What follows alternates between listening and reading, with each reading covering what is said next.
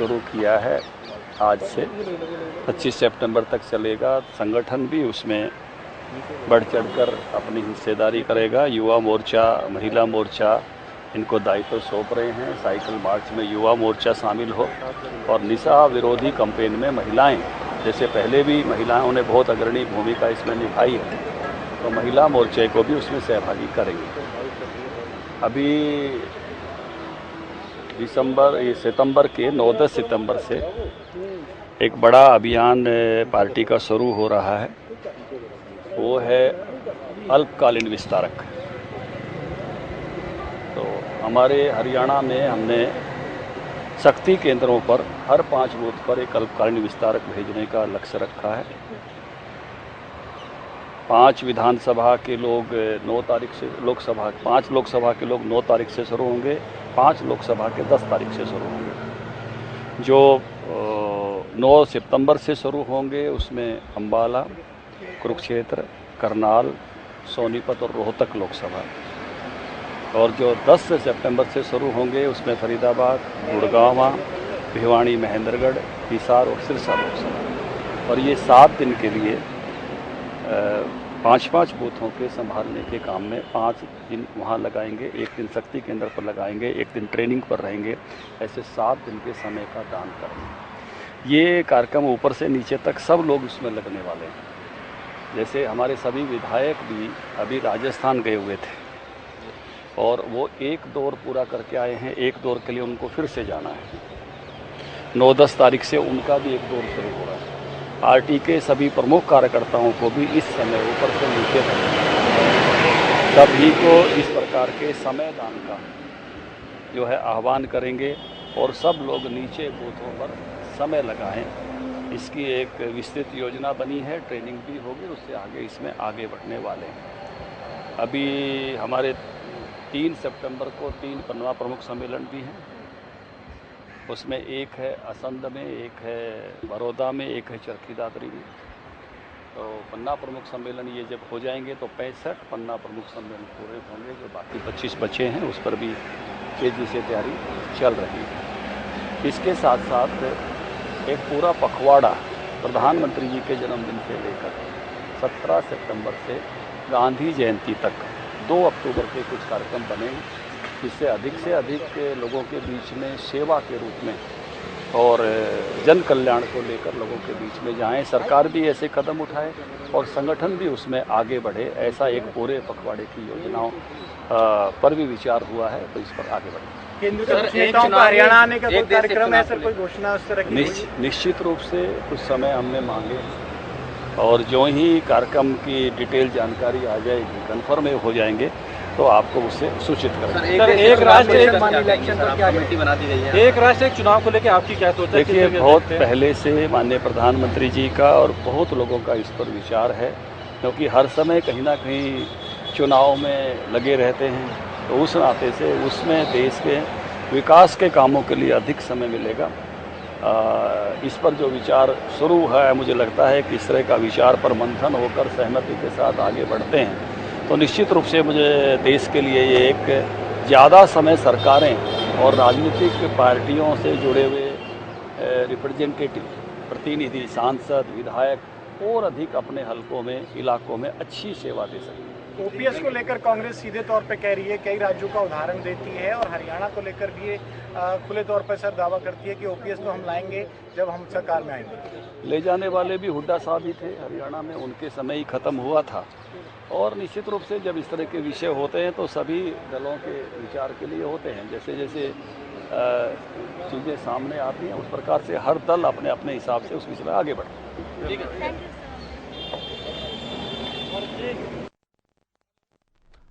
तो ओम प्रकाश धनखड़ की अगर बात की जाए, जो कि हरियाणा बीजेपी अध्यक्ष हैं, छोटी टोली की बैठक आज दिल्ली में हुई। उस बैठक के बाद वो जानकारी दे रहे थे। उन्होंने बताया कि एक लंबा कार्यक्रम जो है वो तय किया गया है, और साथ ही आपको बता दें कि उन्होंने बताया कि किस तरह से बीजेपी के जो तमाम कार्यक्रम होने हैं उसके लिए एक रूपरेखा तय की गई है।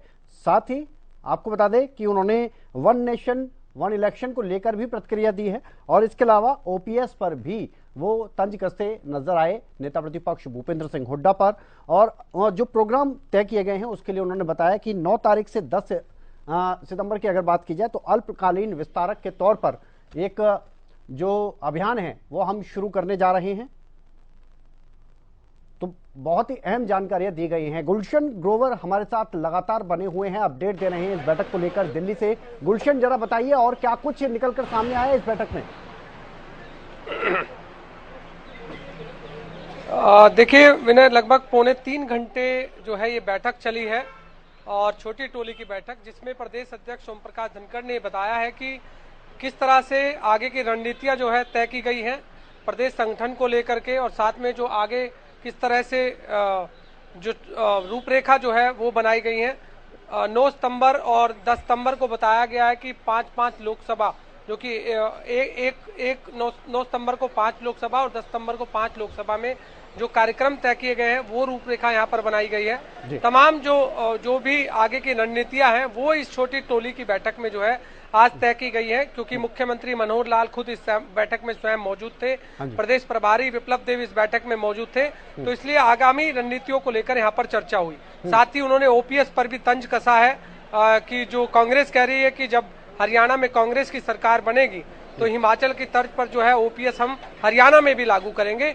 तो उस पर साफ तौर से कहा कि भूपेंद्र सिंह हुड्डा ने ही ओपीएस को लेकर के ये पहले अपनी सरकार में जो है इस तरह का मामला जो है रोका था। इस तरह की बात जो है प्रदेश अध्यक्ष ओम प्रकाश धनखड़ कहते हुए नजर आए। हालांकि इस पूरे अगर हम 2.25 घंटे का अगर हम पूरा कंक्लूजन निकालें तो मैंने ये साफ तौर से जाहिर होता है कि 2.25 घंटे भाजपा की जो संगठनात्मक बैठकें हैं उनको लेकर चर्चा हुई, कैसे पार्टी को और मजबूत किया जा सकता है इसको लेकर हुई, और जो अलग अलग कार्यक्रम हैं, अभी पन्ना प्रमुख के भी जो कार्यक्रम है उसको लेकर यहाँ पर जो तारीखें हैं वो निश्चित हुई, और साथ में जो लोकसभाओं में अब जो कार्यक्रम होने हैं उनको लेकर बातचीत हुई। क्योंकि लोकसभा चुनाव नजदीक है, इसलिए बीजेपी कोई कोर कसर नहीं छोड़ना चाहती है, इससे पहले कि पार्टी पूरी तरह से मजबूत हो।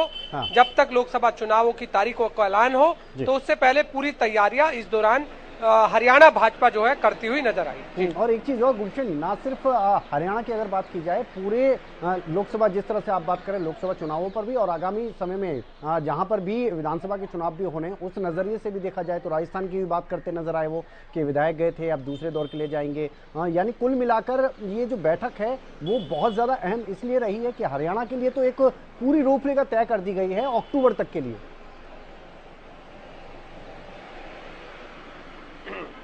देखिए बिल्कुल, हरियाणा भाजपा अक्टूबर तक के लिए अब जितने भी कार्यक्रम हैं वो पूरे तय कर दिए गए हैं। अब पन्ना प्रमुख से लेकर जो प्रदेश संगठन के जो और लोग हैं, चाहे प्रदेश कार्यकारिणी के जो सदस्य हैं, अब उनको ये जानकारी दी जाएगी ताकि वो अपने स्तर तक जहां जब लोकसभा में कार्यक्रम किए जाएंगे तो वो अपनी पूरी तरह से टीम के साथ वहां पर पार्टी को मजबूत करने के लिए पहुंचेंगे, और जो भी रणनीति उस दौरान तैयार की जाएगी उसको लेकर के कार्यकर्ताओं को बताया जाएगा, और फिर वही कार्यकर्ता जो है तमाम लोगों के बीच वो संदेश लेकर जाएंगे ताकि पार्टी को आने वाले चुनावों के लिए ज्यादा मेहनत ना करना पड़े। क्योंकि हम देख रहे हैं कि मैंने काफी समय से बीजेपी जो है एक्टिव नजर आ रही है, चाहे चुनाव हो या ना हो, मीटिंगों का दौर चलता रहता है, चाहे वो कार्यकारिणी के सदस्यों द्वारा बैठकें बुला ली जाती हैं या फिर अलग अलग बैठकें जो हैं, छोटी टोली की बैठक होती है, या इस तरह की कई टोलियां जो हैं बीजेपी ने बनाई हुई हैं। तो हम देखते हैं कि प्रदेश संगठन के तौर पर प्रदेश अध्यक्ष ओम प्रकाश धनखड़ एक्टिव नजर आते हैं, और वो एक्टिव जो है कहते हैं कि ग्राउंड पर जो है जो भाजपा का कार्यकर्ता है वो मजबूत है, इसलिए चुनाव में वो कोई कोर कसर नहीं छोड़ना चाहते हैं ताकि किसी भी तरह की चुनाव के समय में कोई दिक्कत आए। चलिए, बहुत शुक्रिया गुलशन इस तमाम जानकारी के लिए। लेकिन वाकई में ये बहुत ज्यादा महत्वपूर्ण है क्योंकि अभी भले ही चुनाव में समय है लेकिन बीजेपी हमेशा ही एक्टिव मोड में नजर आती है, और इसीलिए बिल्कुल जमीनी स्तर से अगर बात की जाए तो ये कार्यक्रम तय किए गए हैं जो कि अक्टूबर तक की पूरी रूपरेखा ओम प्रकाश धनखड़ यहाँ पर बताते नजर आए। चलिए।